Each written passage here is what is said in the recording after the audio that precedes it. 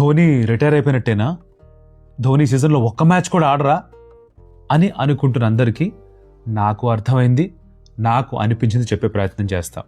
మొదటి విషయం, Stephen Fleming ఒక 2 రోజుల క్రితం ప్రెస్ కాన్ఫరెన్స్లో క్లియర్గా చెప్పున్నారు దట్ కాఫ్ ఇంజురీ నుంచి రికవరీ జరుగుతోంది, కానీ తన కాఫ్ మళ్ళీ ట్విస్ట్ అయింది.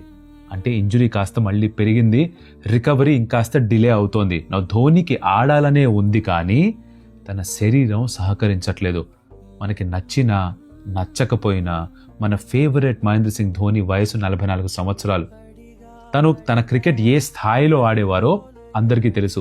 ఆ స్థాయిని తగ్గినా కూడా ఓన్లీ ఫ్యాన్స్ కోసం మాత్రమే గత కొద్ది సీజన్స్గా ఆడుతున్నారు. Is not able to give his best, అయినా ఆడుతున్నారు. దానికి మనం మర్యాద చూపించాలా వద్దా? రెండో విషయం, చాలా మంది అడుగుతున్నారు ఎందుకు తను టీంతో పాటు ఉండట్లేదు అని. డగౌట్లోకి వస్తే ఏం జరుగుతుందో నాకు తెలుసు, మీకు తెలుసు. ఫోకస్ మొత్తం అంతా ధోనిపైకి వెళ్ళిపోతుందని. ధోని తన కెరీర్లో ఎప్పుడూ కూడా తనని తాను ముందు పెట్టలేదు, ఎప్పుడు టీంనే ముందు పెట్టారు.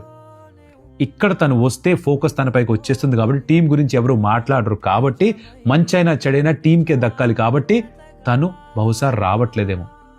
మూడోది అతి ముఖ్యమైన విషయం, మన స్వార్థం కోసం ఇంకెంతకాలం తనని ఫోర్స్ చేసి ఆడిస్తాం?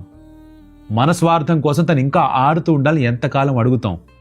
తన శరీరం సహకరించినప్పుడు, తను తన బెస్ట్ ఇవ్వలేనప్పుడు, తను తన స్థాయి తగ్గించుకొని ఆడుతున్నప్పుడు మనం కనీసం చూపించే ప్రేమ, గౌరవం, మర్యాద is to let him be. తను ఆడినా ఓకే, తను ఆడకపోయినా okay. Let him be. It's okay.